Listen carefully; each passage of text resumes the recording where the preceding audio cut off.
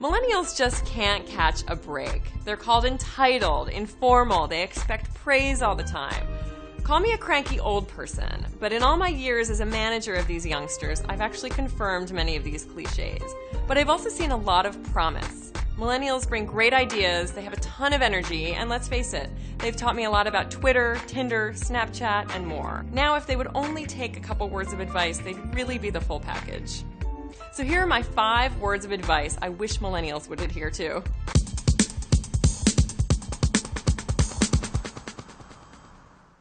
Number 5, know what you don't know and try to learn it.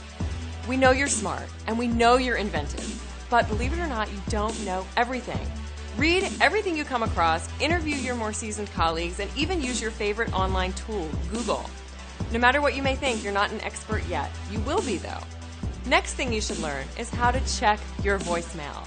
Yes, text messaging is great. It's fantastic, but it's not always the best way to communicate. There's nothing wrong with an old-fashioned email or, God forbid, a phone call. In fact, when we older people have something really urgent, we actually consider this outdated device as the fastest way to reach someone. So do us a favor. When you see that message light on your office phone or when you see a voicemail on your cell phone, check it. My third piece of advice, and by now you might be sick of this, but bear with me. Be a little deferential. The generation before you, that's me, was raised to beg and plead for interviews, and once we got the job, we thanked our superiors profusely for the right to fetch coffee. That mentality seems to have gone out the window. Don't think because you got hired you'll be treated like an executive. You need to work your way up and earn the trust and respect of your peers. And number 2, stop expecting gold stars. Not everything you do is great, and plain old good work doesn't need to be remarked upon. It's what you were hired to do. You should always be doing your best work. If it wasn't good, you wouldn't be here. When we think you deserve credit or praise, guess what? We'll give it to you.